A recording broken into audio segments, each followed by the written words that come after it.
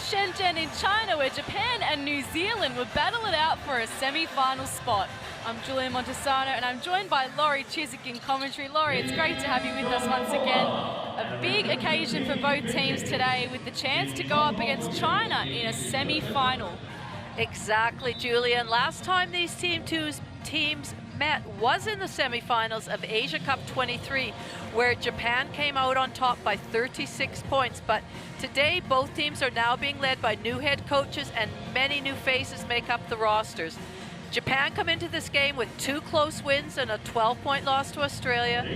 New Zealand had a heartbreaking 2-point loss to Korea and split their other 2 games. But regardless of the results, I have no doubt we are going to have an interesting, spirited battle on our hands. New Zealand are now making their way out onto the floor. They, of course, lost a thriller against Korea before beating Indonesia and then falling to China. They finished 4th at that 2023 Asia Cup, as you mentioned, Laurie, and they'll be looking to get right up there again here today. Well, right from day one, Coach Nat Hurst has wanted her team to play quick but organized basketball.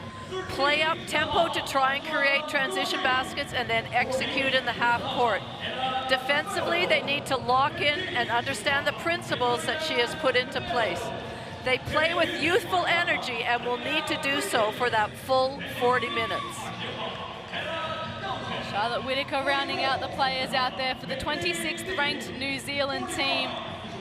Coach Nat Hurst has done a great job with this team. A narrow loss up first, and then a big win over Indonesia to get some confidence back.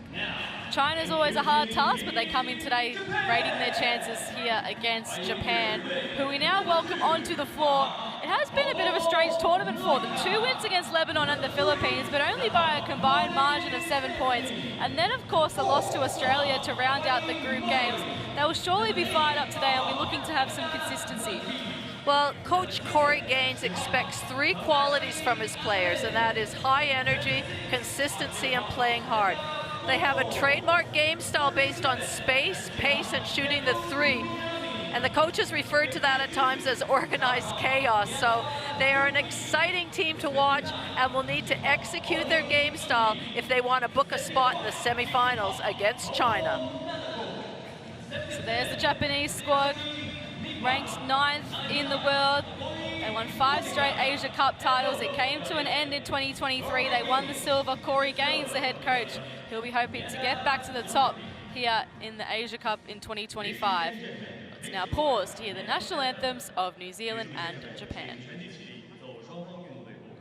Now, the national anthem of New Zealand, 奏新西兰国歌。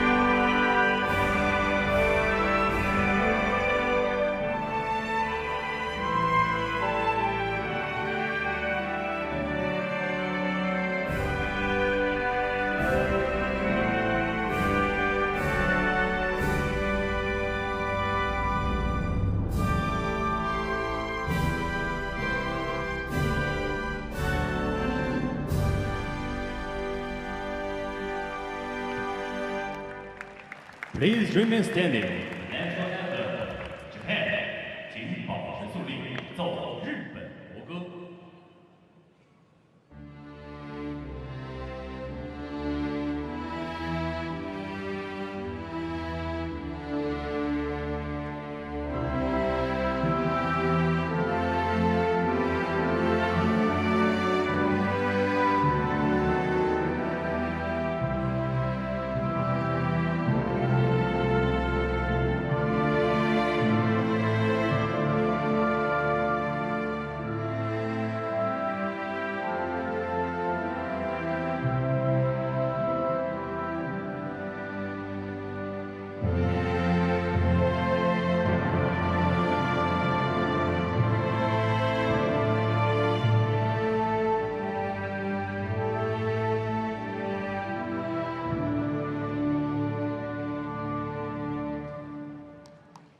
ABCD 请坐 Pairs Ready each other. For pairs exchange games. 相互致意交换礼物。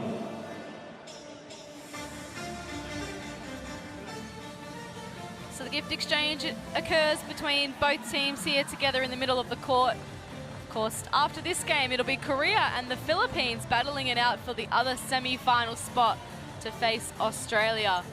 Of course, Australia and China going through undefeated in this tournament so far to grab the first two semi-final spots.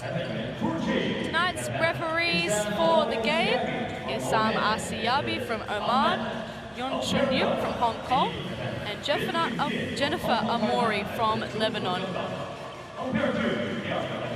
Thank the referees for all they've done this tournament. Wish them well in the game as well. Big game for the players, the staff, coaches, the referees.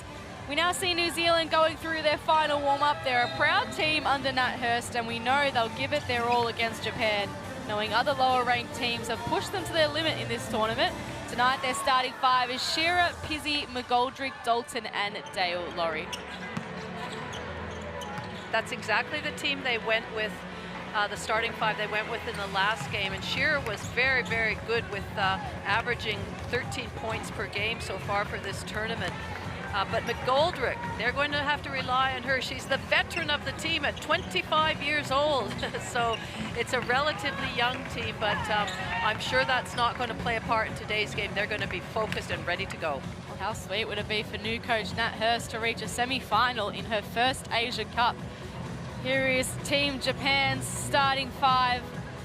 Kono, Mauli, Takada, Tokashiki, and Tanaka. So like New Zealand, they're keeping it simple too. Absolutely, and Mauli was the one that came out and stunned everybody against Australia. 19 points and 2 rebounds. But again, I think if you look at somebody that's the steadying influence on that team, it's got to be Takada. She is being influential in every game that she has played and is their captain and their veteran and their leader. Well, like New Zealand, they're also a very proud team. They won 5 straight Asia Cup titles before China ended their reign in 2023. And coach Corey Gaines would still be fighting for a chance to stand on the podium here in Shenzhen. He's been involved with the program since 2009, so he knows what it takes to win crucial games like this. We're now getting one step closer to tip-off between these two teams, and they'd be desperate for the chance to prove themselves and go through to face China, Laurie. Well, you know, it's a bit daunting thinking that you're going to win this game and face the might of China, but that's exactly what both these teams will want to do. They are focused on today's game. It's going to be an interesting matchup. Beck Pizzi has done a great job so far stepping into this New Zealand lineup. Very new to the program, but she's been phenomenal.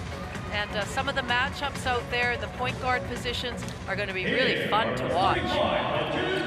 Both teams making their way out onto the floor. The 26th ranked New Zealand going up against the 9th ranked Japan. Japan, one of the most successful teams in the history of the FIBA Women's Asia Cup. New Zealand, certainly one of the more emerging teams of this tournament. They recorded their highest finish of 4th in 2023. Meanwhile, Japan finished 2nd, so we know we can expect a close game between these two teams here today. Getting ready for tip-off. Korea and the Philippines, of course, up next. Try and fight for the other semi-final spot. All on the line here. A bid to qualify for the FIBA Women's Asia Cup semi-finals. A chance to face China on one of the biggest stages in world sport. Dalton to get things started for New Zealand. Really good action, screener action with Dalton coming up on top. Wide open three, very good execution. It's one way to start a game for your team. Tokashiki, Tanaka. And she responds straight away. And that's what they're going to do. They love the three-point shot. They're proficient at the three-point shot, and we'll see that all game long. The two number 26s, the 2-point guards, trading baskets. Although Dalton couldn't get it going there. Mauli gets it swatted away from her and then gets fouled.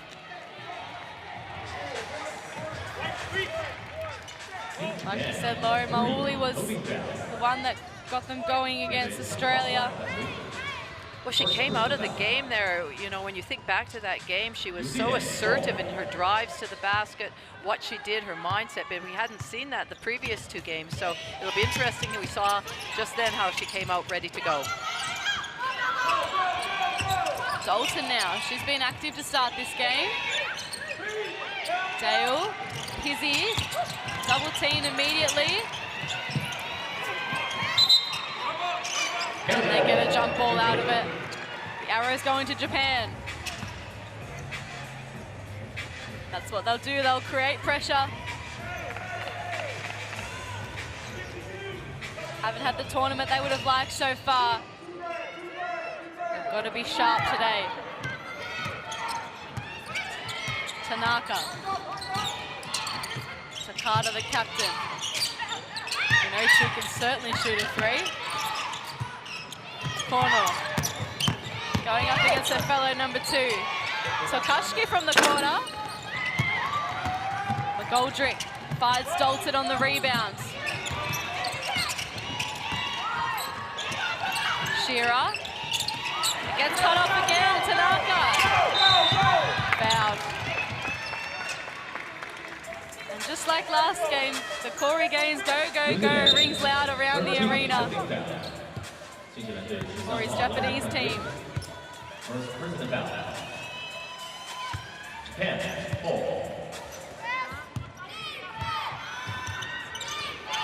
both teams playing for a spot in the semi-finals. Corner. Stepping back on Shearer. It's a classy move, she just couldn't finish it off. And McGoldrick.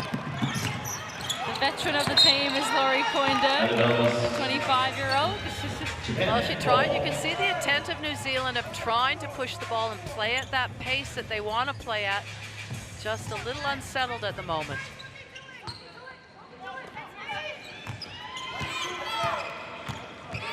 Tanaka's had a really nice tournament. Ranks 4th in the league for assists with 5 per game.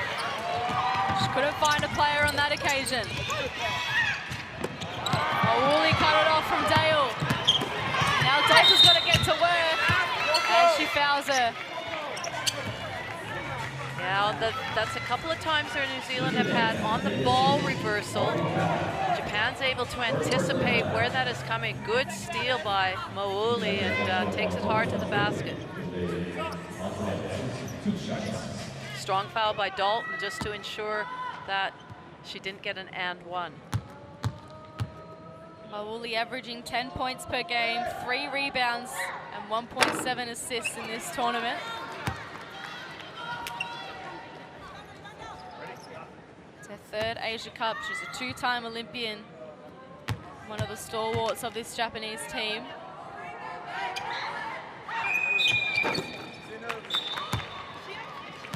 The shooting action caught a few off guard. She'll get to the line for another one to try and convert. She's gone 0 from 2 so far.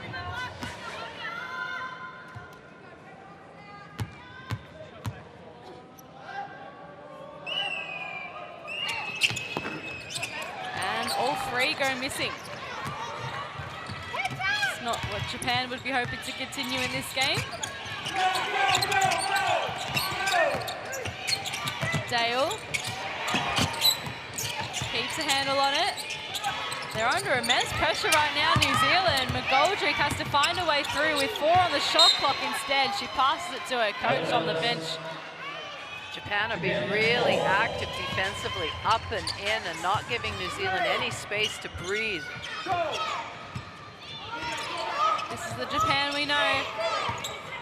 See if they can get some of their own scoring going now. Tanaka. There you go. She's had a hot start to the game. Well, she realized that Dalton got caught up on that screen. She wasn't anywhere near there and was able to just stop, prop, and score. 5 points for Japan, 5 points for Tanaka. McGoldrick can't get involved. Corner. Tanaka, she's feeling it right now, although this time it gets cut off. Dale. McGoldrick can't get the putback.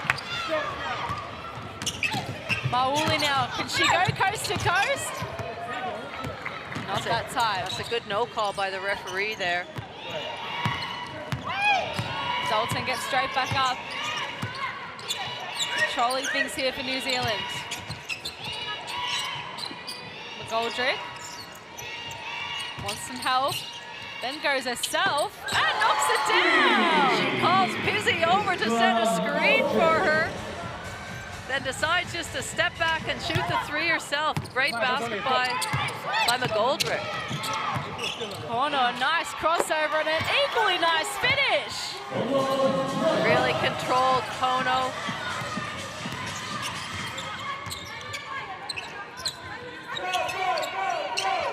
Dalton finds McGoldrick. Can she go back to back?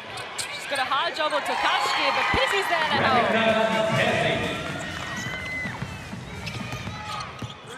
New Zealand in the lead. Mauli. Takada. Couldn't get the shot done in the face of Shearer. McGoldrick finds Dale in the face of Mauli, and that's a tough shot.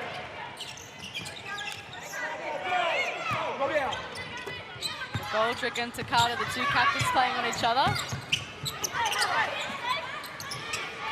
Corner opts to go to Tokashki. Got the mismatch and took full advantage. That was really Takada at the top of the key, recognizing to go back to that side and telling her teammate, get it inside to Tokashki. It's a mismatch. Tokashki admitted she hasn't been playing her best in this tournament, but she's fighting her way through, and she's so proud to represent this team. She's missed a couple of Asia Cups through injury. Loves playing on this stage when she can. Mauli, that's all money! Great ball movement by Japan, ball and player movement, as we know they're so proficient at. And then Mauli just spotting up at that three-point line and feet set, ready to go. Sweet shot from Stephanie Mauli. It forces a timeout on the floor from New Zealand. Japan leading this one 12 points to 8. We're going to take a listen to Nat Hurst's huddle.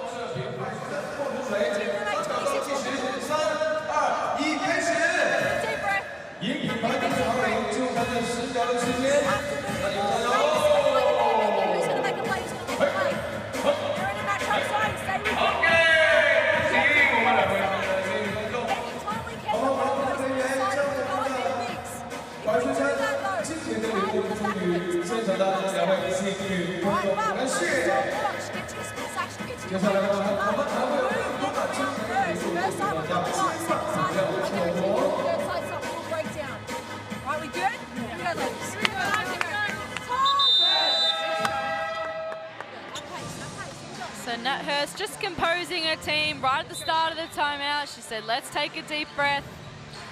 Then checked in if they're all good. Her focus was on Tanaka for some parts of the timeout as well, because she's had a hot start to the game with the 5 points. Sweet as shot from the Japan point guard. Both teams coming back out onto the floor. A 4-point margin with 4 minutes remaining in the first term. The winner of this game goes through to a semi-final to face China. And Japan have brought on some reinforcements from the bench. Miyazawa, Todo, Yabu, and Kawai. Meanwhile, New Zealand have Whitaker, Hokianga on the floor. And Yabu has been really good for Japan, 13 points, so we'll see what she can do coming off the bench. Whitaker finds Hokianga. Shearer into McGoldrick, into the bucket. Really well executed play. That's what Nat Hurst drew up at the timeout there, and they executed it to perfection. Kawhi gets it back from Miyazawa. Guarded by Whitaker. Whitaker slaps that out of bounds. 2.8 seconds left on the shot clock. You need to be aware of that. Just get it in and get a shot up.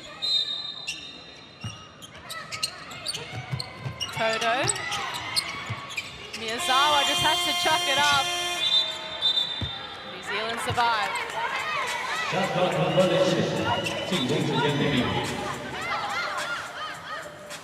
McGoldrick's inbound here from the baseline. Hokianga, the 17-year-old point guard. Extended defense from Japan. Whitaker. You can hear Corey on the sideline. When he says go, then they go into a matchup. They match up one-on-one. Whitaker gets around the defense. Whitaker, every time she's come on the court in any of the games, she's had an instant impact for her rebounding and her scoring, presenting, being a target inside. Kawhi. Yabu. Miyazawa finds Yabu. Wants to go for the three, which we know she can do. Well, that's back-to-back shot clock violations. Well, that's what I was just going to say. Some really good defense for New Zealand on the back of that timeout from Nat Hurst, and 2 stops in a row, a couple of scores. Really steadying that was. Good to see Bailey Flavel out there. She didn't suit up against China the other night. Pizzi finds Whitaker, the top scorer for that game. Hokianga gets it back from Pizzi and tries to move against 3 Japanese defenders, and they cause the jump ball. Arrow is heading New Zealand's way.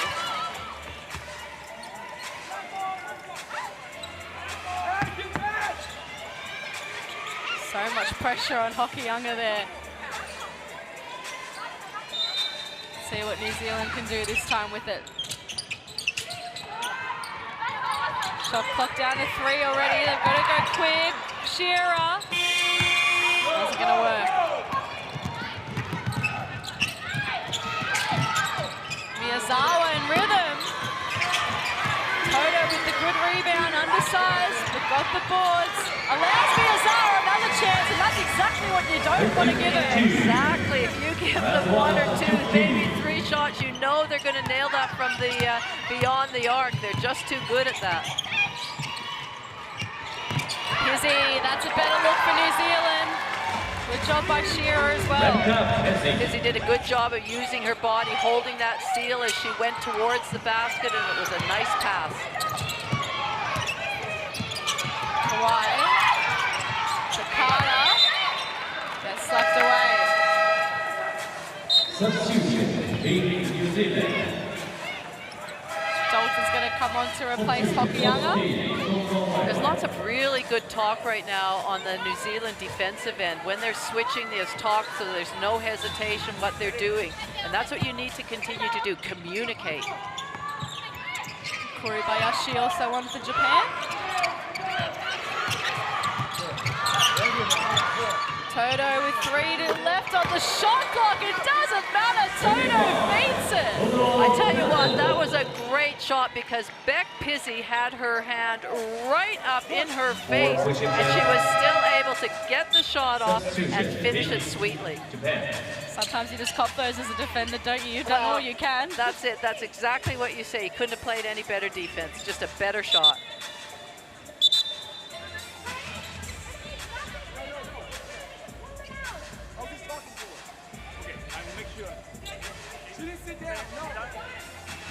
This quarter feels like it's gone really fast. There's only a minute left in it, and there's been lots of scoring opportunities for both teams. What's been happening with the referees here and Coach Corey Gaines?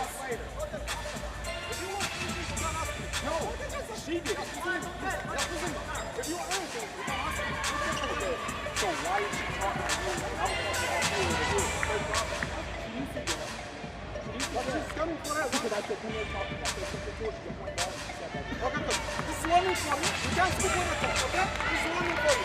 Warming for All right, so after all that's just play on. New Zealand ball. A minute left in the first term. Go, go, go! Pizzy finds Dale. A long three from McKenna. Dale! Yes, McKenna Dale shooting the ball with confidence. And in fact, New Zealand lead the team so far in three-point shooting with 41%. So they've got the confidence to shoot it. Kawhi with a nice two-pointer on the other end.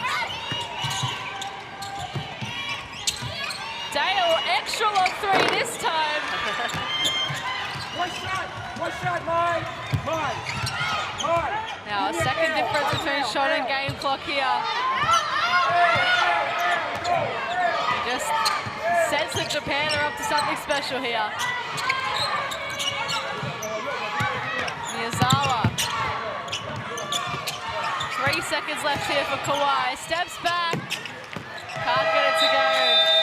It's been a tight first quarter between these two teams. They've started off well in their fight for a semi-final spot. At the end of the first quarter, it's Japan 19 leading New Zealand 17. So a solid start from both teams. Both teams can take positives from that first term. Japan, we know, of course, they're shooting the ball really well.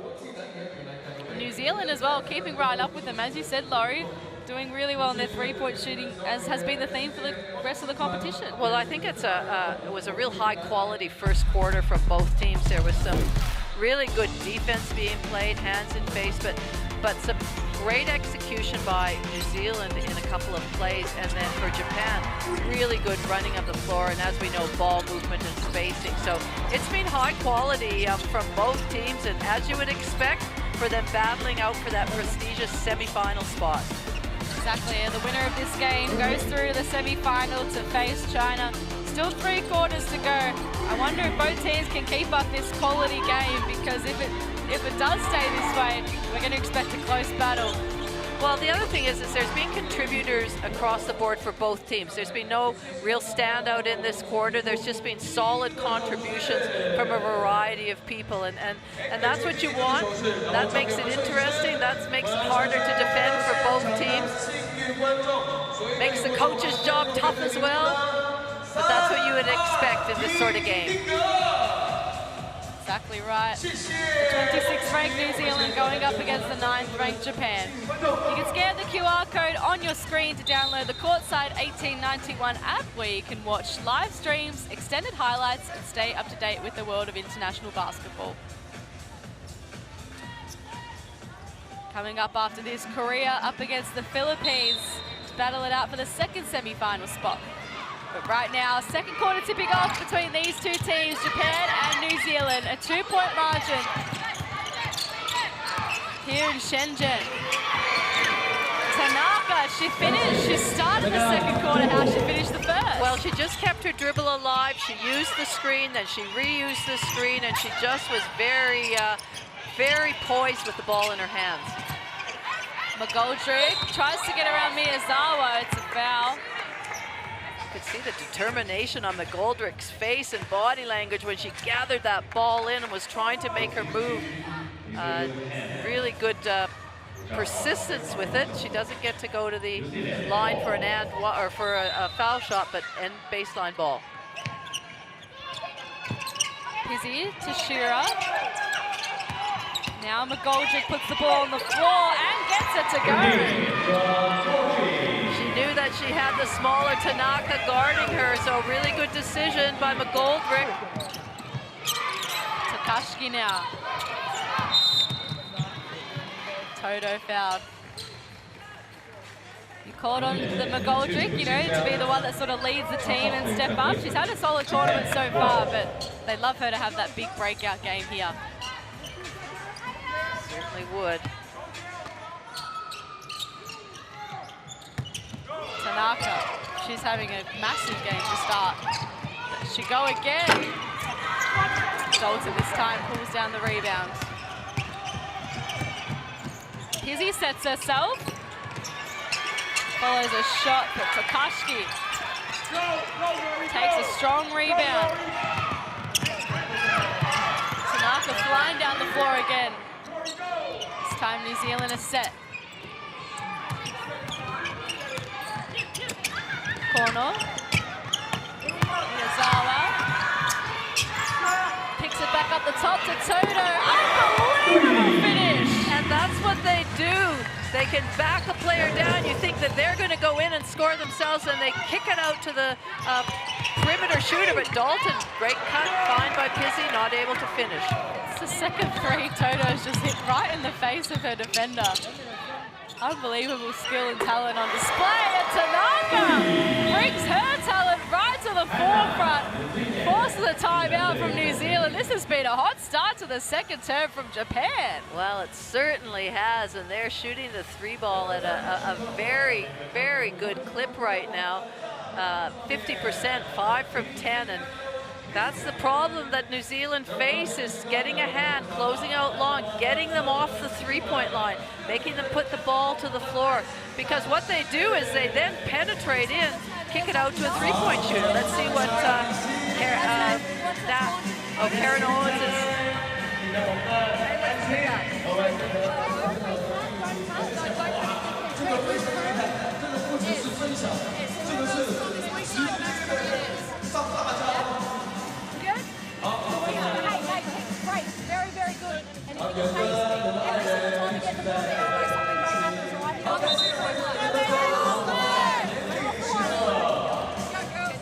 So Nathurst, well, initially it was Karen Mitchell that was taking the timeout, but Nathurst chipped in at the end, and you could tell that she's trying to stay really positive.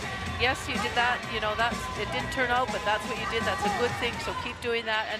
And that's what this team needs. They need to be, you know what they've done wrong, but also have a positive, because they've done a lot of really good things too. So Toto up to 6 points for the game. Tanaka with 10. Japan on fire. New Zealand's turn to respond.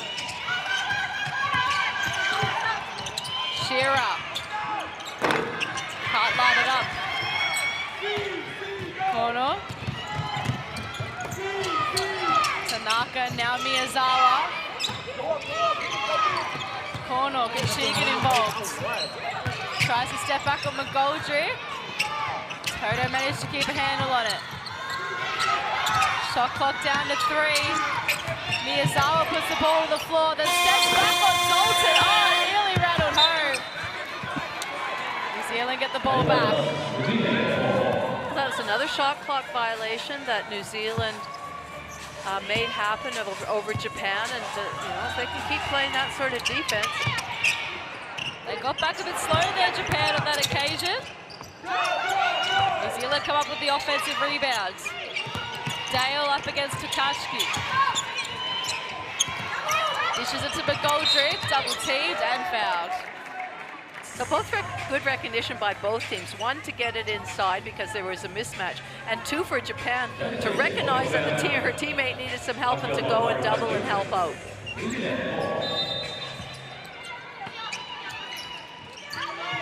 Here's Pizzi. Making an Asia Cup debut for New Zealand.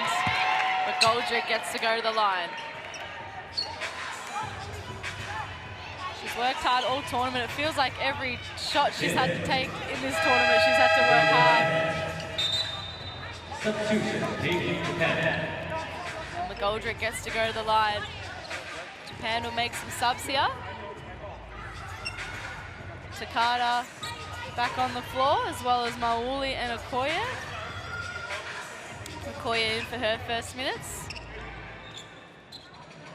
Kono Miyazawa and Takashi take their seat on the bench.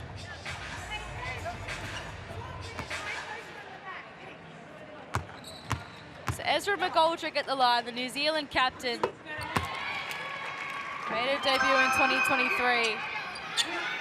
Averaging 10 points, 5 rebounds, and 2.7 assists in this tournament. It's good to see them making some free throws, all important free throws, New Zealand. Oh, no, Laurie!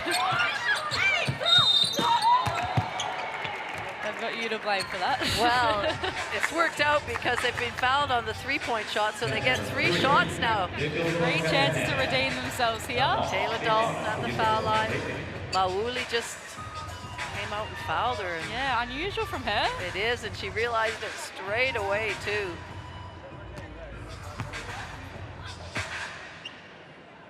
Japan with their 4th team foul. Mauli's got 2. Dalton puts in the first of 3. And that's pretty big, 4 fouls with 7 minutes to go. And certainly if New Zealand can take advantage of that and get themselves to the line, that's an easy way to get some points.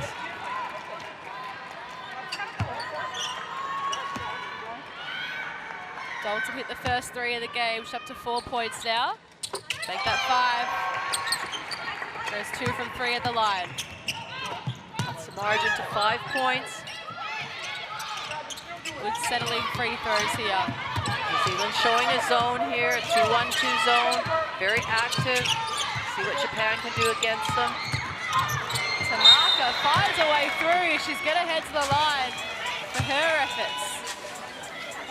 And that's a good drive by Tanaka because she didn't take a backward step. When she saw it was a zone, often then it becomes a real perimeter passing game, but she was able to just see that there was a driving lane through the zone, punched it in, went in strongly, and now is at the line.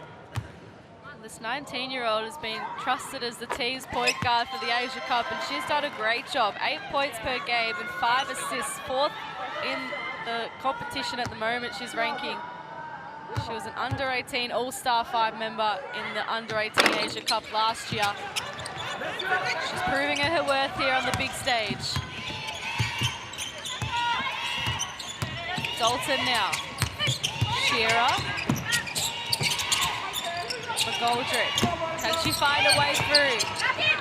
Oh, she does! Emphatically.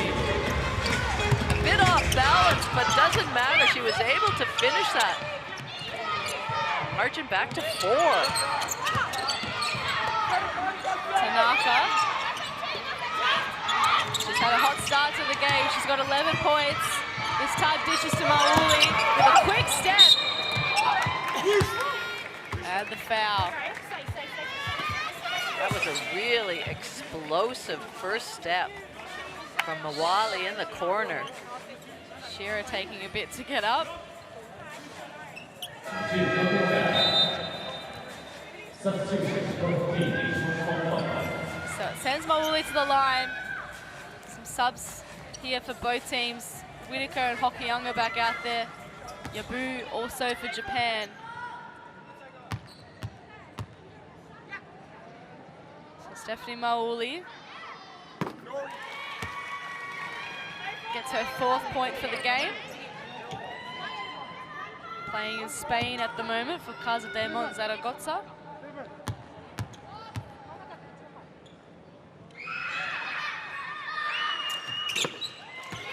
Second one's good as well. Gives Japan some breathing space. McGoldrick. Dalton. Takada with the rebound.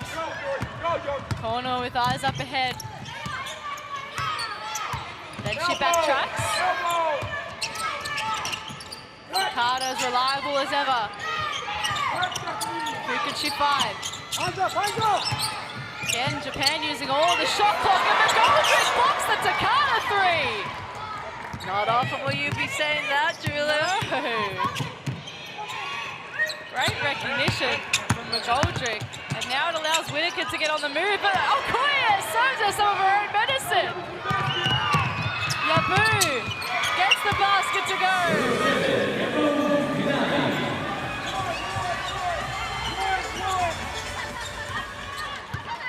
Great game so far. Super entertaining. McGoldrick and Takada have had a great battle. Dale goes back to Hokianga. Shot clock down to 4. What can the 17-year-old do? Kicks it to Dalton. She nails a 3 to beat the shot clock. Really good movement by Taylor Dalton. She saw that her teammate was a little stuck, but kept going out to that 3-point line. Got rid of her defender and nothing but net. Goldrick again with the tall arms, causing problems. Hokianga.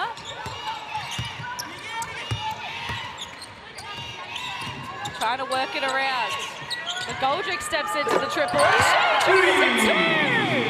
All the confidence in the world. Ezra McGoldrick. All of a sudden, margin back to 3. New Zealand have come alive in this game. Corner just glides in. That was too easy for her. Well, Hokianga doesn't need to be playing so close to her, way up near the near the center line. Step off of her. That just gives her a driving lane to go by you. Here's Dale. Finds a way back to McGoldrick. Gets it back. Knocks it down.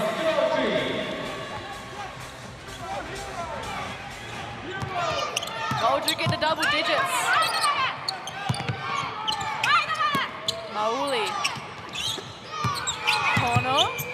Stepping back. Hokianga with the rebound. She steps off corner. Just waits for some movement, then goes a sub. Hokianga! Basket by young Hokianga. 1 point ball game. 3 minutes remaining in the opening half. New Zealand taking it right up to the 9th ranked Japan. How do the Akatsuki 5 respond? Mauli, that falls short. New Zealand with a chance to take the lead here. Dale. Hokianga, can she go back to back? Gives it to McGoldrick on 15 points. Goes for 17! New Zealand in front! Really good, just patience, reading the defense, what they're giving them when they're slipping or switching off the screen. Really good action by New Zealand. And any other coach probably calls a timeout now to stem the flow, but Corey Gaines, he's not really prone to calling them. So he leads his team out there and they respond. Okoye, it's a massive 3. Japan back in front in this seesawing contest. Dale.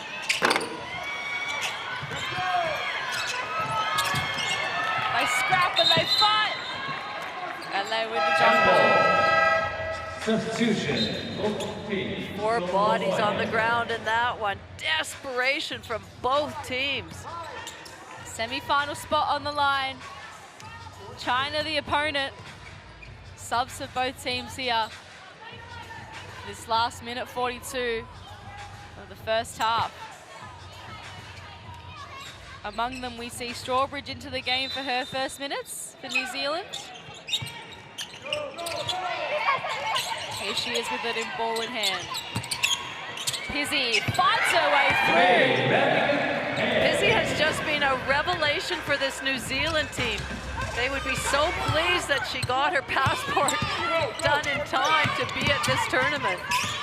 Met her teammates pretty much when she arrived here in Shenzhen. Her mother's New Zealander. Flavel. Her father, of course, the head coach of the New Zealand men's team.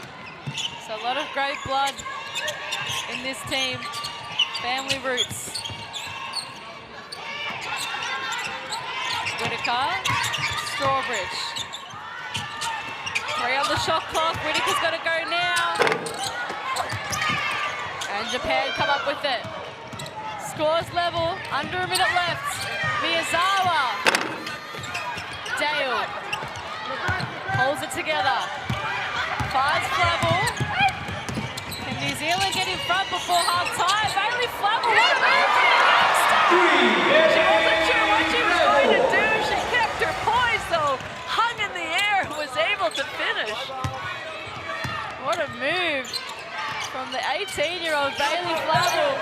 She spoke about her father. She comes from great basketball roots. She's got to defend Miyazawa here though, and that's no not easy because that's what she'll do. Now Miyazawa has that experience knowing the younger, smaller player was on her. She was never going to pass that ball. Flavel goes again! Brings the buzzer! A clutch few seconds here for Bailey Flavel, the 18-year-old.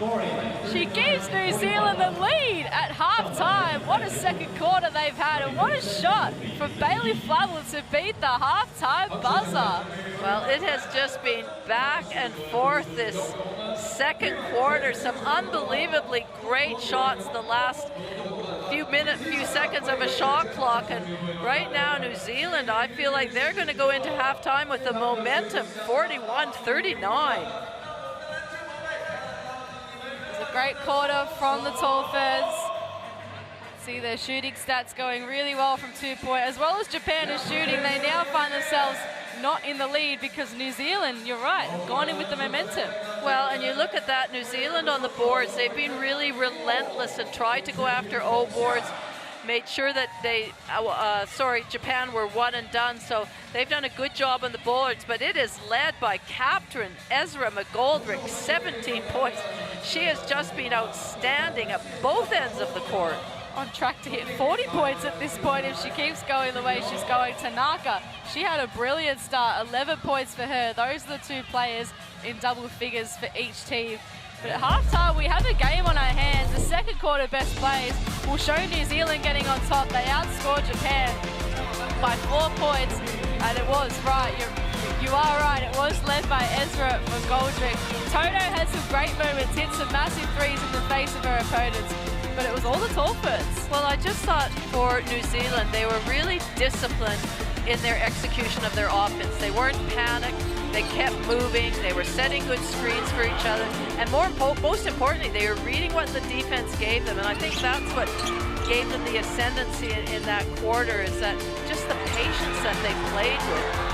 And for Japan, well, we saw a few of their trademark run, shoot the ball, shoot the three, but there's Miyazawa. You just know that she's going to score and take advantage. But what about Flavel at the end of the quarter? She came on and just got a couple of really valuable baskets. It was Japan by 2 at quarter time, New Zealand by 2 now. Don't go anywhere. This isn't a moment. It's a time unlike any before. It's not a request, not a maybe, not a someday. This is now. Feel our presence, built on strength and drive. Not rising, we are arriving. Not hoping, but owning. This isn't a moment, it's movement. Constant, relentless. Every cut, every pass, every shot. Earned. Taken. Undeniable. The future, it's already here. Forged in sweat, ruled by queens. When we move, the whole game shifts. And we're unstoppable in all directions. We own the game.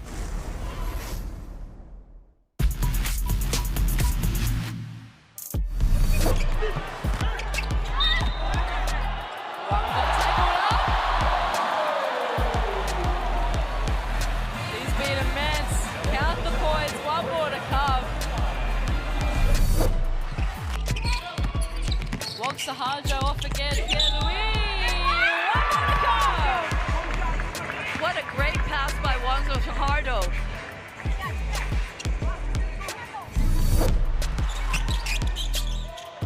Can Lebanon take the lead here? An excellent spin, and now she's getting into the groove. Lebanon in front.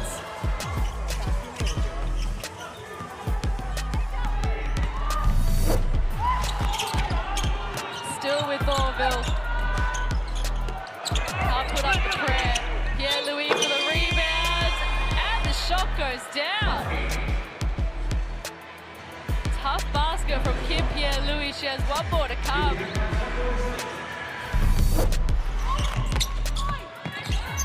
Ozar, active once again. Paganiban confronted, but lets it go. What a tough shot.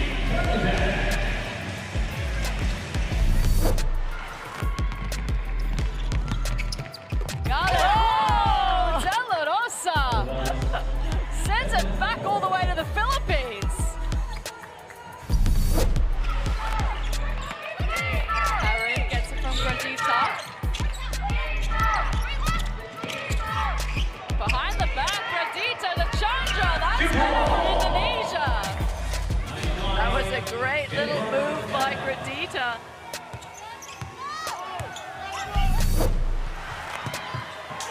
Gets it to McGoldrick. Kicks it to Shearer. Under 10 seconds left. Amelia Shearer. Oh my goodness. We knew this was going to be a close one.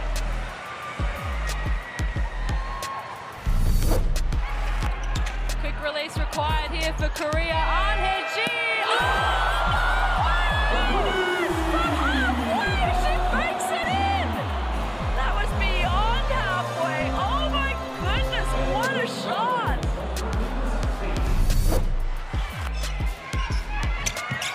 Park Ji-soo. Clock ticks down to 3. She finds her way through. Park Ji-soo for the win. New Zealand.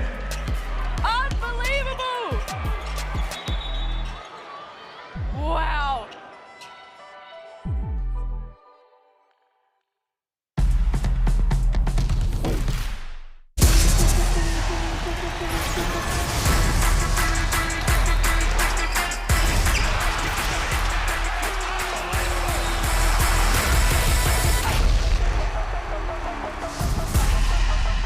That is unbelievable.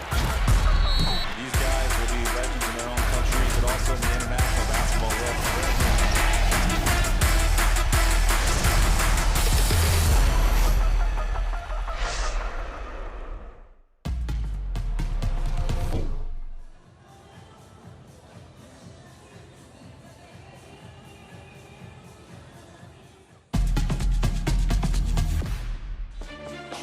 Welcome back to Shenzhen, where it's New Zealand leading Japan by 2 points at halftime. New Zealand's top scorer is Edra McGoldrick with 17 points. 5 from 9 two-pointers made, has hit both of her threes.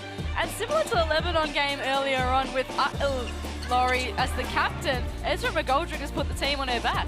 Well, she has. She's been a really great job at presenting, at being aggressive to the basket. As you mentioned, she's taken a couple of threes and made those 9 rebounds. She's close to a double-double before it's even halftime. So she's done a really good job of leading out there, leading by example, to be honest. She's doing a great job. Averages 10 points per game before this one, so she's already well above her average and on track for very good numbers, and hopefully for her sake, a win. The top scorer for Japan is Kokoro Tanaka. 11 points, 2 from 2, and then has missed just the 1 3. She's been excellent to start this game and has set the tone for her team at 19 years old. Well, she has, and she's running the point, running this team. She initiates the transition and the tempo of the game, and she's a real barometer for this team in that she's getting her feet in the paint. We just saw her there that sees that driving lane and goes for it, but she's really clever with the ball and what she does with it. She has it on a string. She can, cross over. She can just step back, but she's been really impressive in this important first half. At halftime, New Zealand 41 lead Japan 39. Of course, coming up after this, Korea and the Philippines battle it out for the other semi-final spot to face Australia. These two teams today battling out to face China. And earlier on, we saw Lebanon defeat Indonesia by 10 points to retain their Division A spot. Indonesia, unfortunately, relegated to Division B for the 2027 Asia Cup in the Philippines. Well, today, these two teams, they're fighting it out at the moment. In Japan, they came out with the hot start. A bit shell-shocked by New Zealand in the second term. We know how quickly they can put points on the board, so they certainly wouldn't be panicking at all. Well, absolutely. That's their style, is to play with pace and space, as we mentioned. But I feel like New Zealand's done a pretty good job of stopping their transition game. There's only been a handful where they've gotten a rebound, got it out, run, and were able to score early. So it's something they want to continue to do. That's their game. That's the style. That's what they practice. They know they're known for getting their feet in the paint and then kicking it out to the three-point line. But New Zealand, to their credit, have had a few Japan's had a few shot clock violations against them where they've just become a little bit lost in their movement, but no doubt that they are well and truly capable of piling on the points. So far this tournament, they averaged 74.7 points per game compared to New Zealand's 67.3. So we know that they can score. For New Zealand, we know McGoldrick can score. She's leading the way with 17 points and 9 rebounds. Pizzi leading the way with the 3 assists. They really stepped it up in the second term. They were only down by 2 at quarter time, but then they rallied together. They really looked like they played for each other out there, Laurie. Oh, I'm really impressed with the New Zealand and what they produced in that first half. They've been really disciplined at both ends. So on defense, they're talking up, they're being very communicative, they're switching aggressively, they're navigating the re-screens, which Japan are doing a lot of, so they're doing a good job with that. And offensively, they're just executing and showing a lot of poise. So I'm sure the coaching staff, there's always things you can improve on and talk about, but I think they would be really happy with that first half of basketball by their team. I haven't really got the transition of Japan, but they are sort of matching it with the 3-point shooting of Japan too. So it's been good to see that they're going really well from beyond the arc too, both teams. Well, both teams have taken care of the ball. 6 turnovers to Japan, 5 to New Zealand. Where New Zealand have a bit of an edge is in the rebounding count, in that they've got 7 offensive boards. So that's something that Japan will want to concentrate and make sure that, one and done, because those second chance opportunities, as we saw a couple of times with Japan, if they're going to get 2 or 3 chance opportunities, they're going to score, and equally for New Zealand as well. So Japan ranked 9th in the world, New Zealand ranked 26th. Last time these two teams met in the 2023 Asia Cup, Japan got the job done comfortably in that occasion. This time they're finding it a bit more difficult out there. New Zealand making it hard for them, and I feel like it was more a case of New Zealand playing really well than Japan playing, really bad per se to get on top in the second term. Yeah, no, I agree. I think New Zealand, like I said, have done a great job both. They stick to their defensive principles. And somebody like Takada has 0 points right now, and she's just somebody that averages 11 points over this tournament, and I would expect that we'll see a little bit more of her influence on the game in the second half. But full credit to New Zealand and how they're taking, the scouting of the coaches and how they're taking Japan right now out of their comfort zone. Yeah, it makes it interesting for Corey Gaines, because I was going to say he really likes to rotate his bench, and I think in the previous game you were talking about really making sure in these games that you try to have your best 5 on the court for as long as you can. And for Japan, they've not many players have played more than 20 minutes in this tournament, so we'll see how they find their rhythm in this second half.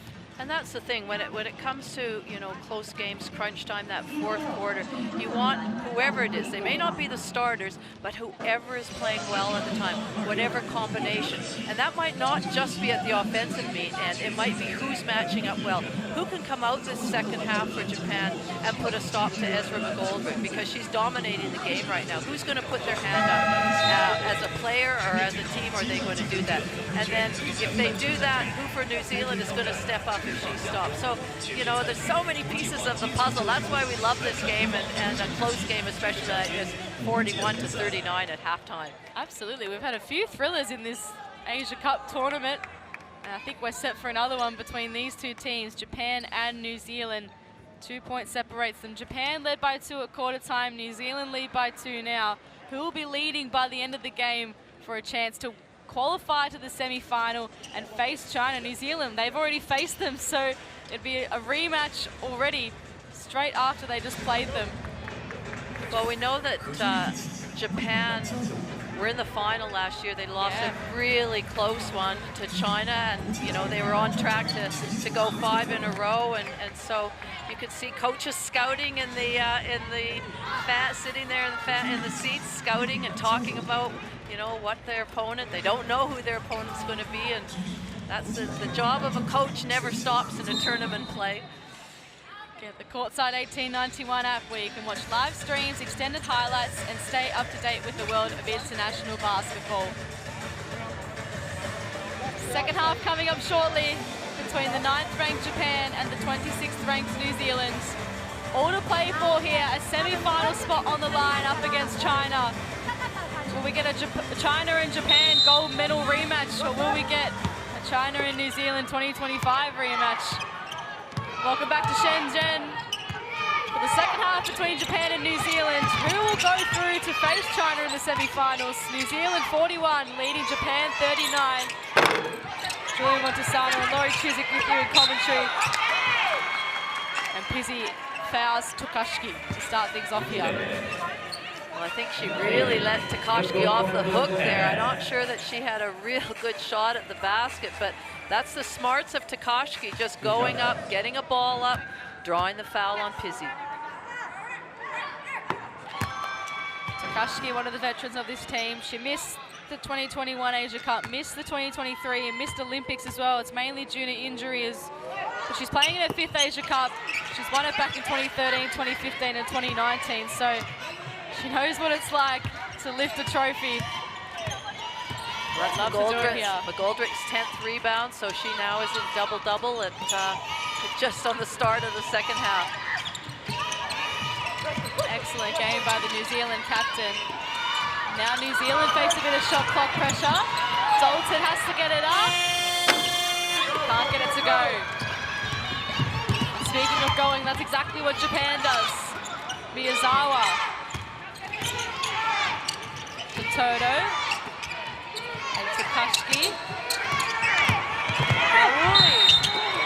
Strong foul there from Dale. 2 shots to come. And that's what's hard about Japan is they reverse the ball. Mawali just got such an explosive first step, and it's really hard to get to the split line. There was no split line there because you're so conscious of them as 3-point shooters. And it was a really great take by Mawali. So 2 early fouls here for New Zealand. See if Japan can take advantage at the line.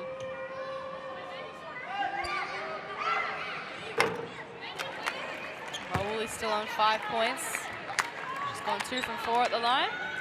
This Team Australia are also in the house as well. Paul Goris and his assistant Cheryl Chambers. Sitting on the other side from the China team and Gung Lu Ming. You mean they don't share notes? No, not crazy at that. Scores level here. 41 points apiece. Oh, it just falls out of McGoldrick's hand. A rare error there from New Zealand. And a rare error from McGoldrick as well. She's been pretty much flawless this game. Well, New Zealand should well and truly be familiar with the tactic of showing a zone, and after a couple of passes and Corey Gaines go, go, go, that they're then in a matchup one-on-one defense. Tanaka, Toto, shows and goes. Nanako Toto got fight. Tanaka, she's been the leading point scorer here for Japan. Miyazawa, again the shot clock ticks down for Japan. Tanaka, can she beat it? Not this time. New Zealand just forcing them to use all their shot clock seconds. Goldrick tries to get to work on Tokoshiki, steps back and retreats it. She has been so tough out there. It is so physical for her. As you would expect inside in a tournament like this and the excellent elite players that we have here. Hands up, hands up! Foul called. You can see McGoldrick's double-double on your screen. 19 points and 10 rebounds. Now she gets a foul call to her name. New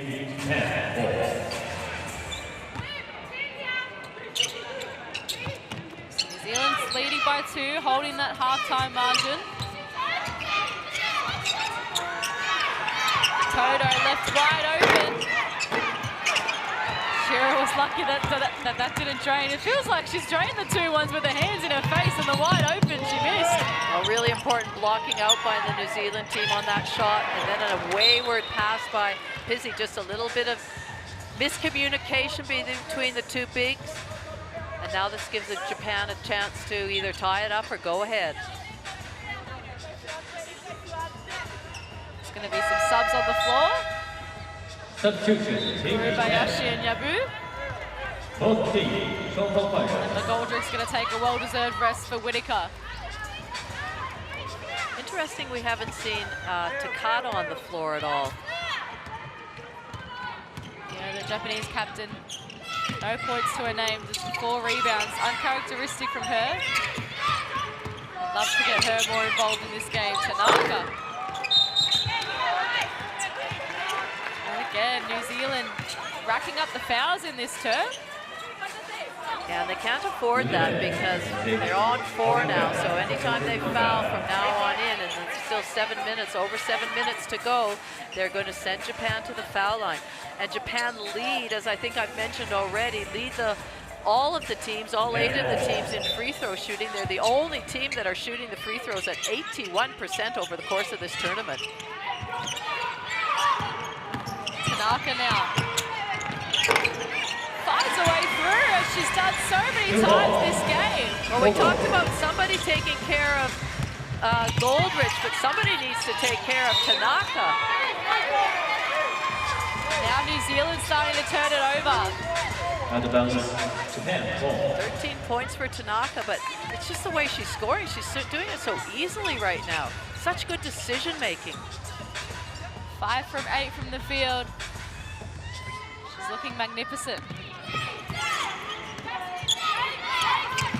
Tanaka, once again, the 19-year-old. Faiza Abu, the star of the first game of Japan's tournament, and Shira was right there with her.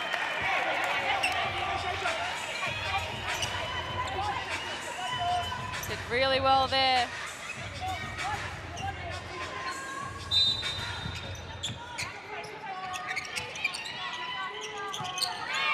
Yabu to inbound.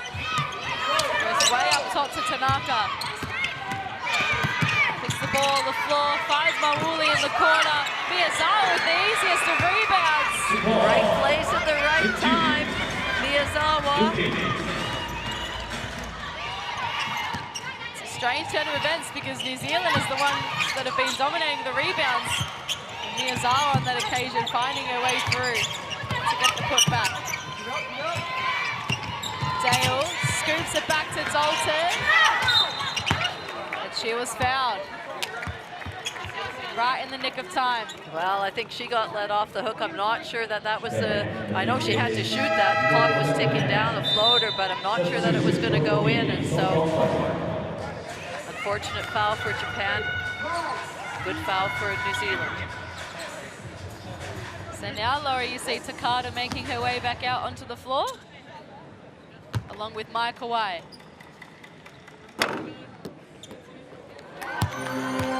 Dalton's first one lands. 8 points now for Dalton to go with 2 rebounds.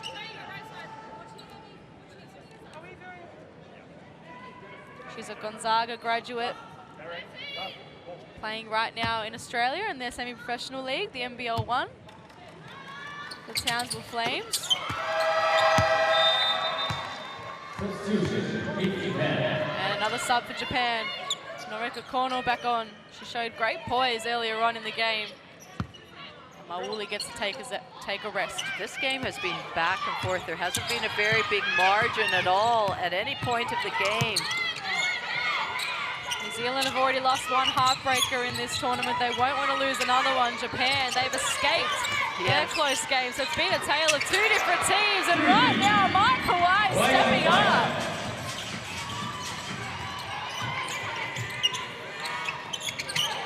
Whitaker now for New Zealand. Driving in on Kuribayashi, she banks it in. As I said in the first quarter when Whitaker came on, every time she steps onto the court, she has some sort of impact. She was their top scorer against China with 10 points. Japan leading this one by 1. No breathing space for any team. Kawhi thought about it again. They're not giving Takada any space here, New Zealand. And they give Japan another chance with 0.8 on the shot clock. Wow, I thought that Kawhi should have shot that ball. I thought that she was open enough, but she elected to pass it to Takada, who was under immense shot clock. So it has to be a very quick catch and shoot here for Japan. It's in the right hands. Thought she was going to give it to Takada. She does in the end, and she does beat the shot clock. That's experience right there from both players, Takada and Kawai. Her first points of the game come in the third quarter. Japan would love having her involved now in the game. Flavel with the roll. She had 2 great moves in the second term. Nearly came up clutch again.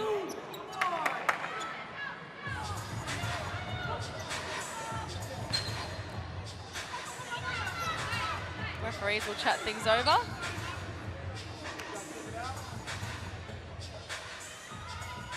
Three-point margin between the two teams. I think they're checking, did maybe the shot clock or no foul?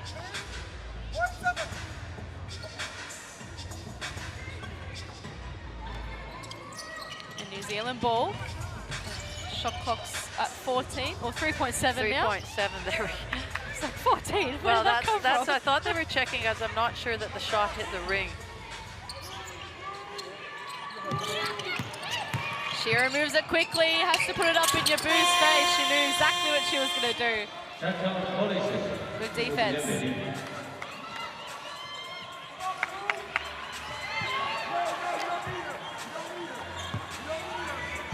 Yabu, another one that's been quiet, just the 2 points for her. We know she exploded onto the scene with the 19 against Lebanon in game 1. In fact, she's their top scorer over the course of the other 3 games, 13 points, 2 rebounds per game. So a couple of Japan's more unlikely scorers keeping them in it at the moment. Corner. Wow. Yes!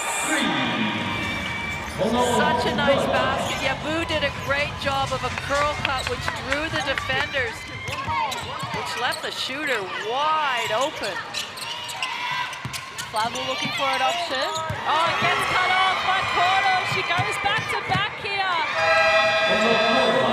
And New Zealand will need to talk things over. Japan on a bit of a roll coming out of the halftime break. Norika Corner with the steal. 5 points in a hurry for her. Takes her tally for 9 points to the game. A beautiful release for the 3 as well. We're going to head into Nat Hurst huddle.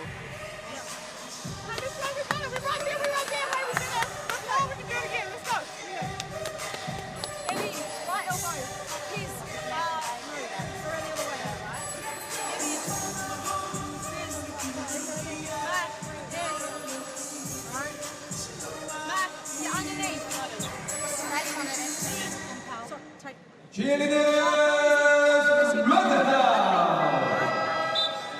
It's over. As soon as she gets over Emmy, pitch to Emmy, please. Alright? Once you get here, like you're flaring, then I want you to turn the corner. Alright? You don't have her, face up, and you go hard one-on-one. Alright? If she goes off you, pop up. Alright? Here we go. Let's go, let's go! Let's go! Why do I like it? Well, Nat Hurst had them all engaged, looking at the board, looking at what she drew up there, started the elbow, couple of cuts, make sure you lift out of the corner, so really specific in what she wants out of the next play phase offensively. But I think that I just felt like Japan or New Zealand were just in a little bit of flat patch there, and certainly that turnover, you know, she really, you could tell that that's where she was going to pass it to, so it was a good anticipation, but they need to lift again, so we'll see if that timeout does that for them. Brought Hokiaga back onto the floor out of the timeout. Off the foot of Kawai. Japan have Okoye back out on there for their team.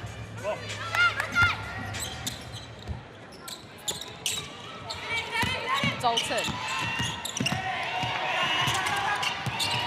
One way then the other. Shot clock down to 5, now 4. And the backcourt is called. Japan really putting the pressure on. They certainly are. New Zealand just need to take a breath and make sure they go back. Everything's got to be strong.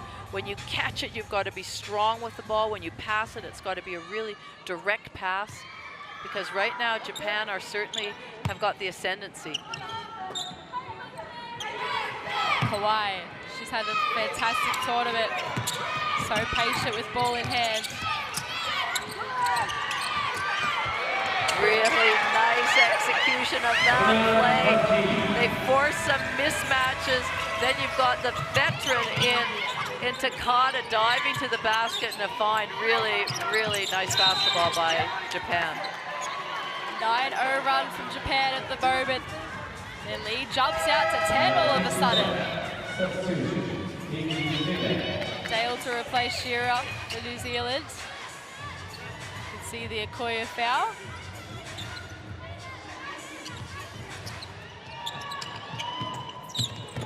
Hokianga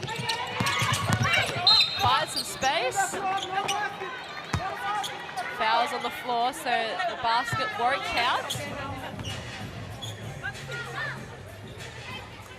It's a good drive from Hokianga.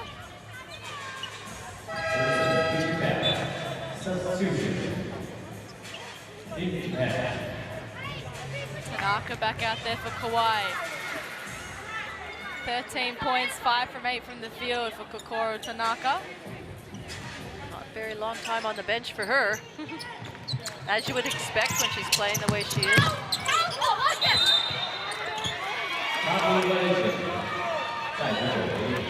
That's where Hokianga will learn that as she drives in, you know, that's where her decision making has to, you know, she'll get better and better at that. See what's in front of her, see where the helps come from, see where her open teammate is. Seventh turnover this quarter for New Zealand. Japan have had 0. That's the telling stat at the moment. Tanaka, she's got the hot hand this game. Goes to work on Hokianga. What a beautiful spin move! So in control.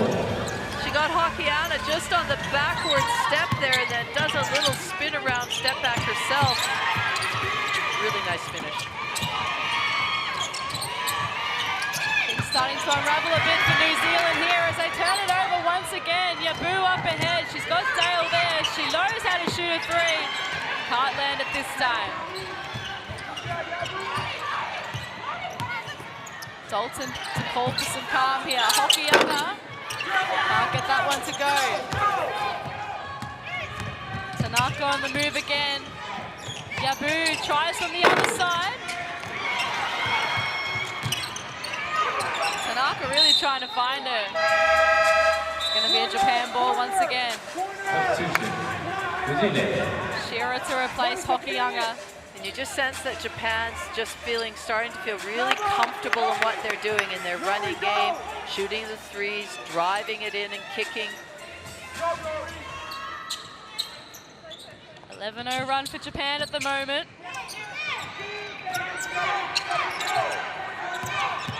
Tanaka glides it again, this time a bit too hot off the backboard.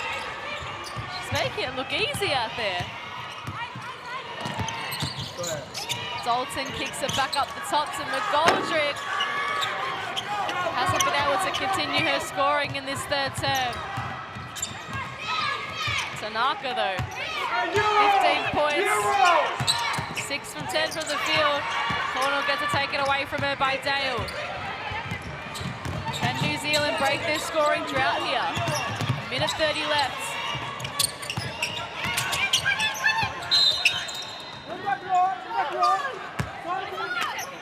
Again, another unlucky one for New Zealand. The early one with Hokianga, the foul was on the floor first. Great for safety here with McGoldrick.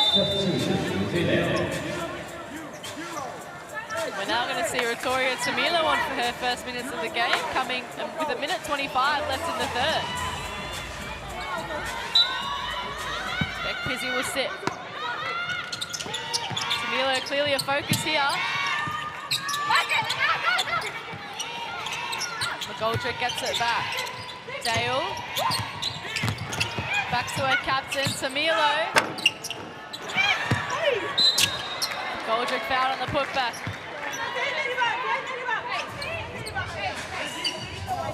So some free throws here to settle things for New Zealand. It's been all Japan in this third term. Outscored New Zealand 20 points to 6. Kawhi replaces Tanaka, who again gets a nice quick breather.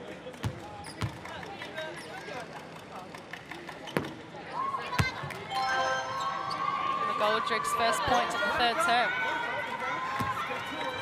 She's battling so hard out there. I'm just keep an eye on her knee. There's been a couple of instances where she's sort of just grabbed at it to make sure it's feeling okay. So I hope she can play the whole game out. Yabu. Takada. She's starting to find some rhythm. Kono, she's been excellent all game. She steps through again. And that's what I talked about again. Split line really late to come because you're so conscious of the way that they spread the floor and their ability to shoot the 3-ball. Zoltan couldn't get past Yabu. Yabu tempting a coach to challenge it, and I think he will. That's a nice break for all the players. Yeah.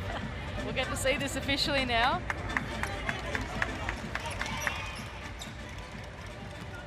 So we might listen in to the referees as they take on the coach's challenge. Head coach challenge.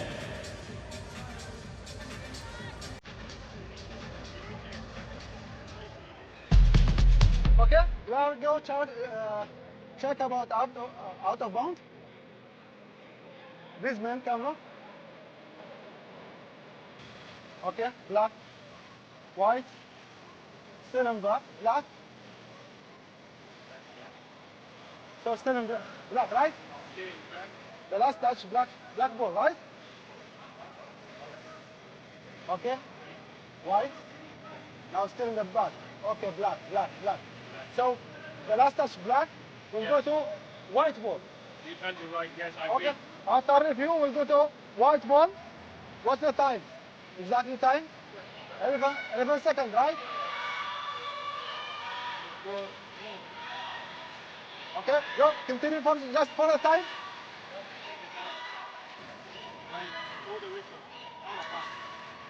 Okay, now, continue please.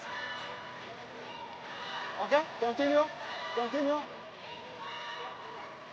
Okay. 37.1 and 12 seconds.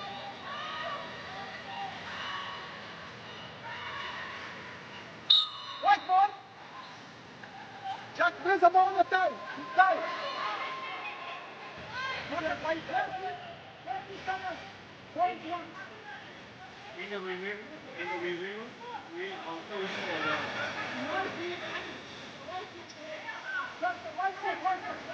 white ball.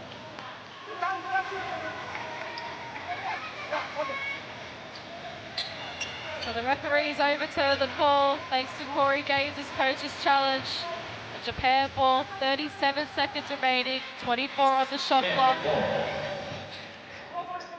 As you know in FIBA, in case you don't know at home, it's one coach's challenge and that's it. So even though it is a successful one for Corey Gaines, he doesn't get to challenge again in this game.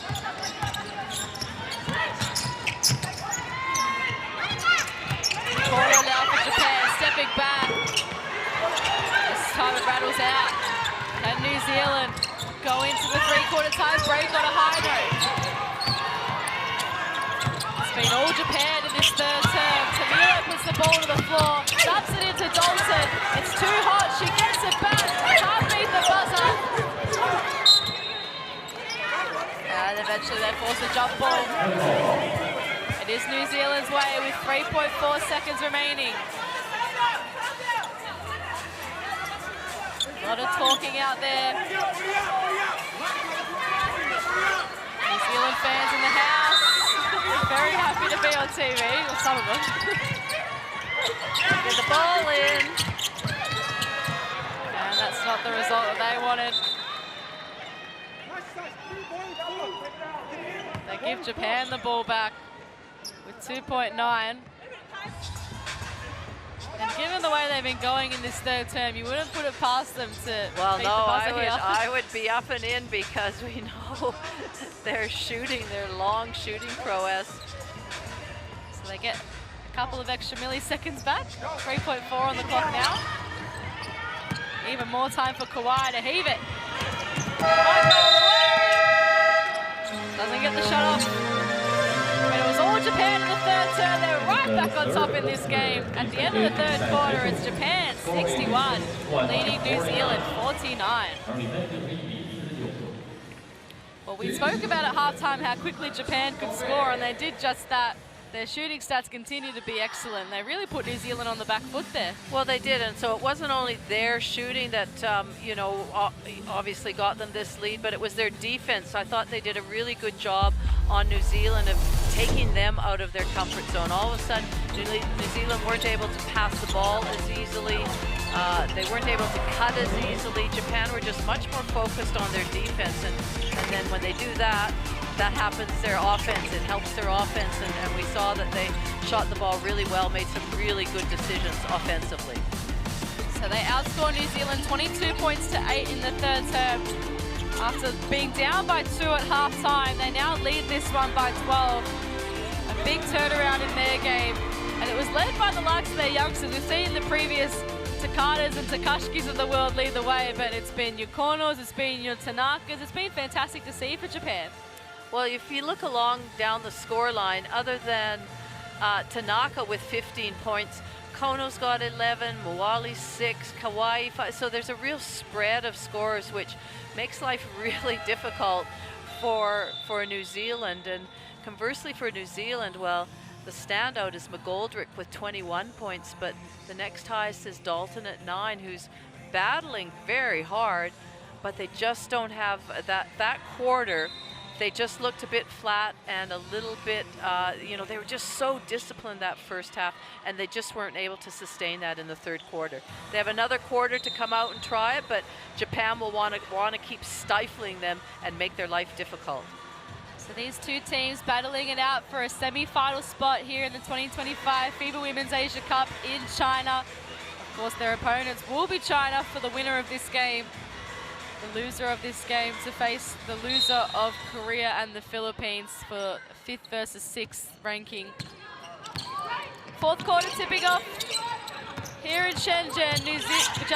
Japan leading 61, New Zealand 49. Japan really feeling it at the moment.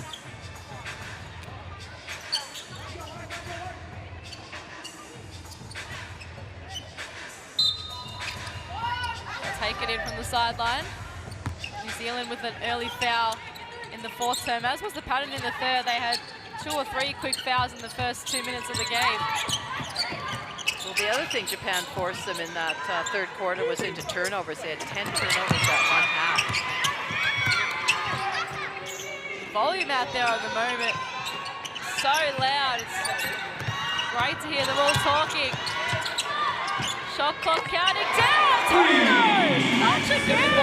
Again, Beck Pizzi could not do much more than that. She was closed out with a high hand right in the face of Toto, and she was still able to score. 9 points now for Toto. In rhythm from the 3-point line. Dale can't respond. Gets it back. Can't find Dalton. And now Dalton trying to get Nat Hurst to challenge. She didn't even have to use her challenge. The referees had a little glance at each other and changed their mind.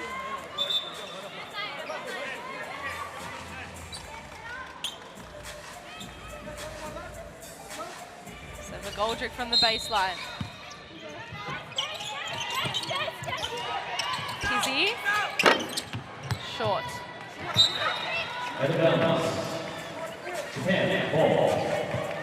This time it's a Japan ball.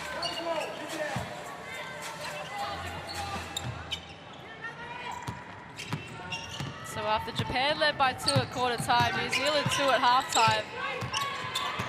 It's now a massive lead for Japan, and New Zealand have to try and cut the margin in a hurry.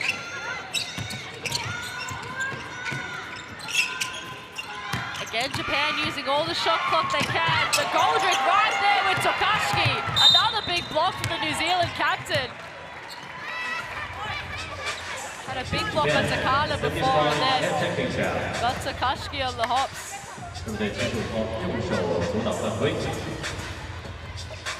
New Zealand 4.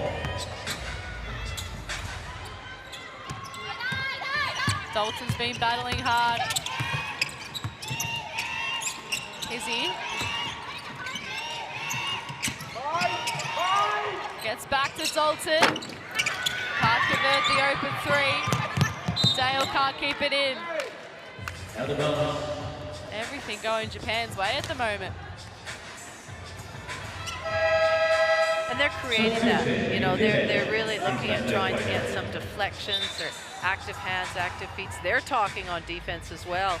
And they're just really taking New Zealand out of any sort of rhythm that they have.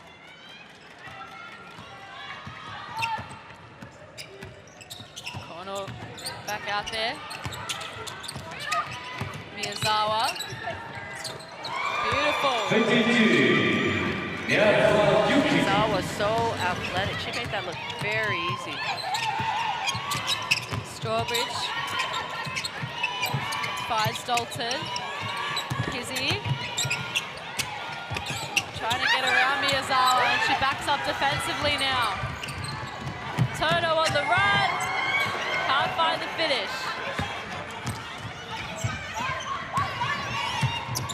New Zealand just have no choice but to slow it down a touch. But they do need to find scores and find them in a hurry. Beautiful find to Shira, she just pulls it right over the top. Kono sets. Gets it back to Kawhi. Has another opportunity this time. It doesn't make a mistake. The veteran point guard in Kawhi just had great court vision for her cutting teammate, and just an excellent pass inside on the baseline. No look pass. Kono stood up when it's mattered. And Japan have initiated a second half takeover here. Well, you know, we have to remember that Japan is ranked number 9 in the world, and they've had a lot of success, and when we talked about it earlier, is that when they can put it all together, as they have in this second half, they look really unstoppable, and they're playing that way right now, where I think they've got a real good combination of getting a rebound, get it out, kick it ahead. They look for their trademark three-point shot. But equally, when they're in the quarter court, their ball and their player movement continues to be elite, and they're capitalizing on New Zealand when they get into rotations. So Japan 68, leading New Zealand 49. China awaits the winner of this game in the semi-finals. Japan with 3 straight baskets to start this 4th term. And it's been their youngsters that are leading their way. You can see Norika Kono on screen with 13 points and 4 assists. Tanaka's got the 15 points. It's allowed the likes of Takada and Mawuli to stick on the bench and rest their legs. For if it stays this way, what's set to be a big game to come against China. McGoldrick. Wow. There's the 3, much needed. Hasn't she had a complete game? She's battled hard inside. She's coupled, I think, made 3 threes. And defensively had some great blocks as well. Really good game by McGoldrick. Miyazawa finds a way through. Miyazawa's been impressive this second half as well. We know how she can turn it on. She's very athletic. She's got a good leap on her.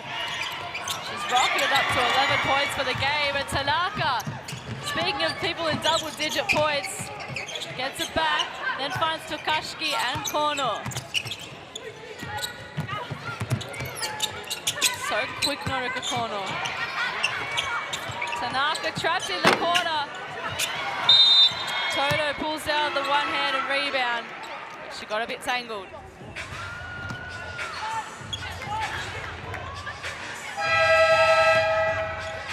Substitution. So Dale replaces Flagel out there. You see this sweet three from Miyazawa. The first of the game. 5 from 9 overall from the field. Yabu also back on for Japan.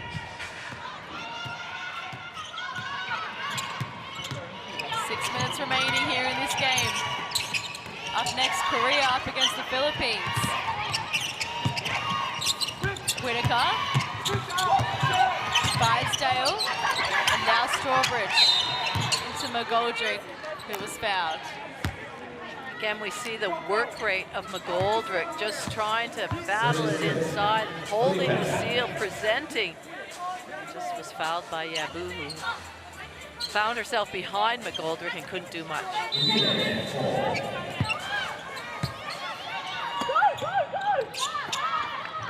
So now it's McGoldrick with the go, go, go. We're used to hearing it from Corey Gaines.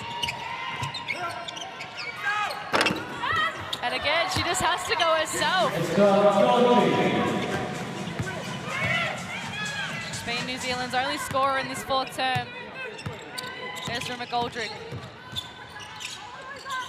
Miyazawa, she's got on the move, but there was an offensive foul. Just on Takashi, maybe just a moving screen. Defender was trying to get over and she kept moving right in front of the referees, and they called that. Just see her there. Kuribayashi now back onto the floor for her. Dale open! Don't leave her open! Well, we know that she can shoot the 3 ball. That's her favorite shot. She's very good at it. Much needed for New Zealand. Tanaka. Todo. Miyazawa gets cut off by Strawbridge. Dale up ahead. Does she go for back-to-back threes? Again, the referees interfere. Looked good leaving her hand. She felt confident with that after hitting the one the previous time down the court. Japan are in the bonus situation, so when they come back onto the floor after this timeout, New Zealand will have a couple of shots. Dale gets herself up to 6 points with that 3-pointer, but they're going to need a lot more points to start flowing. Japan 71, leading New Zealand 57. Corey Gaines calls a timeout with 4 minutes 50 remaining in this one. Well, I think that's a good timeout called by Corey Gaines. I feel like his players have just dropped a little bit in intensity, and of course New Zealand then are taking advantage of it. And the last thing you want in these last 5 minutes for Japan is to all of a sudden New Zealand gets some momentum. We saw that in the last game, and that Indonesia almost overcame Lebanon because of the momentum swing at the last bit. So Japan will want to refocus here, make sure they're coming up with some great defense, make life difficult for New Zealand, and the clock will be on their side then. 4 minutes 50 remaining in this game. The winner goes on to face China in a semi-final. The loser, well, they have to await the next game to see who goes down between Korea and the Philippines. And then those 2 losing teams will face off to see who finishes 5th and 6th respectively in this tournament. Earlier on we had confirmation that Lebanon has finished 7th after winning over Indonesia. Indonesia relegated to Division B with that loss. Whitaker at the line. She's had a very positive tournament for New Zealand. Gets both free throws to go. Brings the margin back to 12. If they had more time, they'd be right in it. Let's see what they can do here. Well, Japan, I think, will do a good job of clock management. Tanaka so good at changing the pace. Yabu at that time. Hasn't been her game, Minami Yabu, but her team, they've got on the motor. They've got going. Dalton steps into the long two. Well, that didn't go in, but it was a really good executed play by New Zealand. Good patience. Double dribble.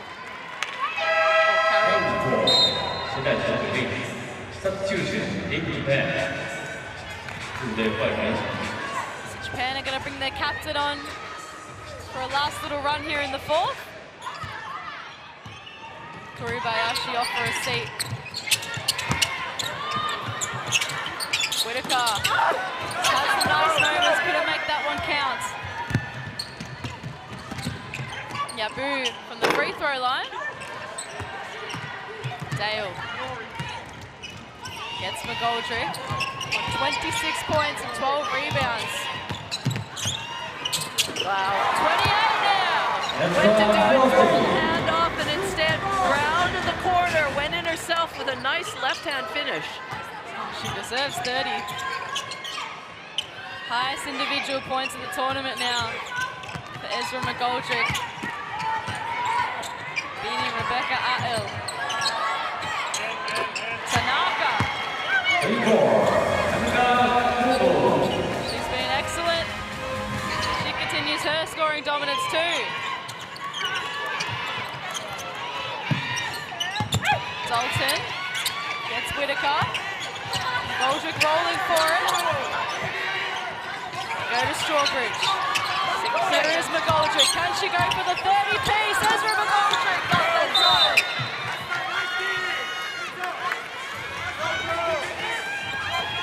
Two minutes 45 remaining.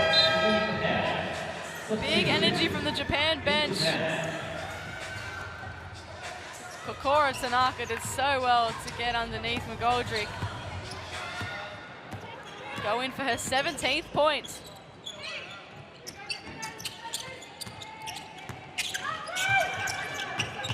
Here she is again. Dumping it to Takada this time, who finishes over the top of the New Zealand captain. That was a tough. Hurst has to call a timeout. Yeah, that was a tough shot by Takada, just the way that she was positioned underneath here. You see good angled pass and then just had to know exactly where she was. She was almost under the basket. Great finish by Takada. Japan keep on rolling. 2 minutes 30 remaining, 75 plays 61. New Zealand have to call a timeout here. Time is certainly not on their side, but they could finish out the game well this last 2.5 minutes, Laurie. Well, they obviously need some three-point shots, so Nat Hurst will be talking about that. Either that or a quick hit or two, drive it in, try and draw a foul, get to the bracket, get downhill very quickly, or get three-point plays.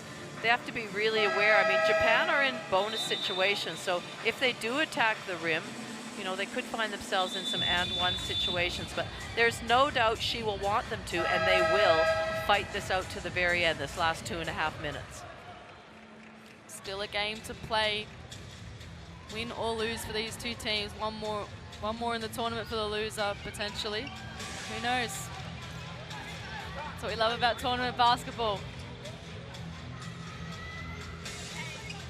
Japan leading by 14 points, led by 12 at three-quarter time. Ezra McGoldrick sits down with a big double-double to her name, 28 points and 12 rebounds. Hopefully she gets back on to have an attempt at 30. If you're a New Zealand fan.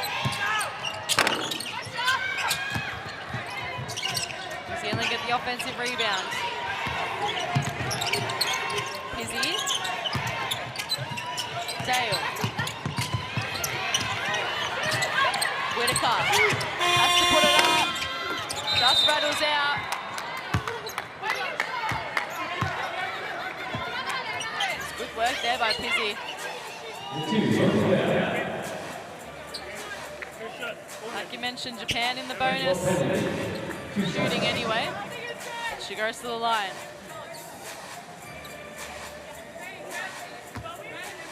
Quite a game for Beck Pizzy by her standards in terms of points. She's got the 7 rebounds. Now matches it with 7 points. Pixie averaging 10.3 points per game. She's ranked 7th with 7 rebounds per game.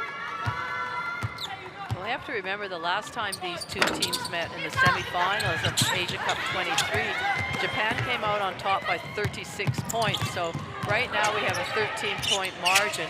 Not that that will make New Zealand feel any better right now, but it is certainly a stat to look at. Definitely an improvement that we've seen in their development across the last 2 years. Again, another excellent fight from Tanaka, and Tokashi says thank you very much. Tanaka has just been absolutely outstanding in this game. 19 years old, and what she's been able to do this game, control the tempo, shoot herself, facilitate for others, good decision making. She's been impressive. Say the same for almost everyone on the Japan roster. Having such a good game. Dolphin slaps it away from Takada. And Nat Hurst will now look to her bench. Tofaiono, Flavel, and Hokianga. Tofaiono on for her first minutes of the game. Miyazawa replaces Takada.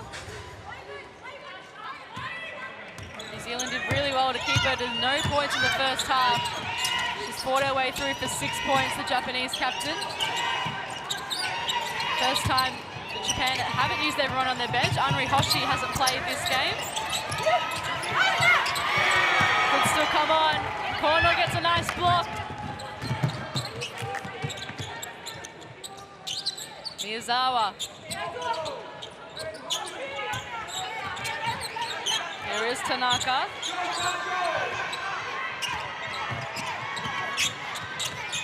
Kono in the corner. Can't capitalize offensively from her defensive work. 22.6 seconds remaining.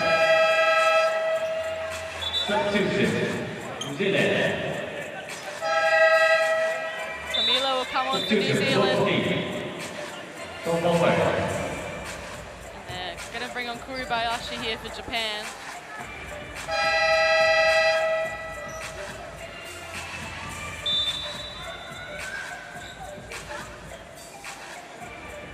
Tokashi sits down. Well, Japan will now turn their attention to their next opponent in China. 2023 gold medal rematch. Yeah, that was just an unbelievably great game. We've been waiting so long for it. 2 years is a long time to wait for a rematch of a game like that. And we're gonna get it coming up tomorrow. Super exciting. In front of a packed house here in Shenzhen, the 7:30 p.m. local time game. It's going to be absolutely heaving in here.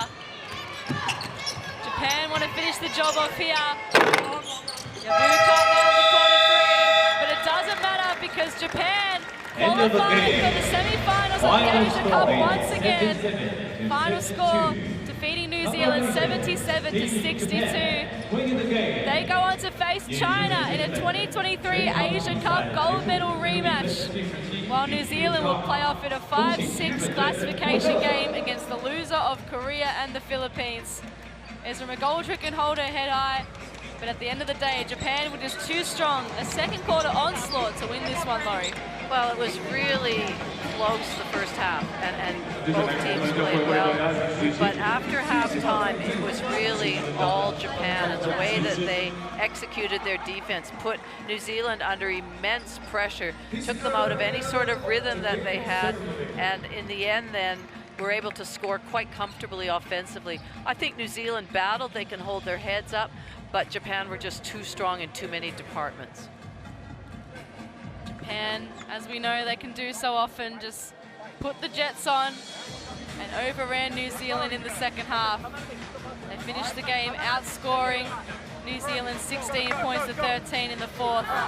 They go on to face China in a massive, massive semi-final here in Shenzhen. They thank the crowd, as they always do. Like you said, New Zealand can be proud of their efforts. They get to see if they finish 5th or 6th in the next game. Japan go on to another semi-final. They continue to be an Asia Cup powerhouse, ranked 9th in the world, and they showed just why tonight. And you can see the stats. Shooting once again excellent from Japan. It's been the theme all tournament. Well, they took 33, so 33%. That's about on par for what they've done in the past. But what they did have was 3 players in double figures. You can see the rebounds were fairly equal in that department. But when you have those players coming on the court and having an influence, we can see there Tanaka 17 points, but take away nothing from Ezra McGoldrick, 28 points. Just played an outstanding game at both ends of the court, and she can really be proud of herself, as can the whole New Zealand team. Exactly right. She's scored the highest individual points for the tournament. Ezra McGoldrick. The 4th quarter best players, Japan were able to keep motoring their way on through to defeat New Zealand here, 77-62. And in other games, we've seen the likes of Takada, Takashiki, Miyazawa in this quarter really started getting going. She's won the TCL Player of the Game for her 11 points and 10 rebounds, so she scored in a flurry to get herself a double-double, which is really fantastic for her. Tanaka was excellent with the 17 points. She really led the way for this team at 19 years old. And then Cornell with the 13 points, 2 rebounds and 4 assists. It's great for Japan to have a different player stepping up. Well, each game. they did. Muwali stepped up the last game against Australia. Yabu, and we know in the first game was their leading scorer. So it's just anybody can come on, and they're playing really well as a team. So whoever's playing well, they're recognizing that and getting them the ball. But certainly Tanaka with her prowess out there and the way she handled and controlled the team was just outstanding. So that's the results for the day so far. Lebanon securing a 7th place finish with a 67-57 point win over Indonesia, who are back in Division B come 2027 in the Philippines Asia Cup edition. Japan defeating New Zealand here today, 77-62, a 15-point margin. And then coming up next, 7:30 p.m. local time, Korea and the Philippines to battle it out for the 2nd semi-final spot. It's going to be Japan up against China. We can't wait. Thank you for joining us. We'll see you for the next game.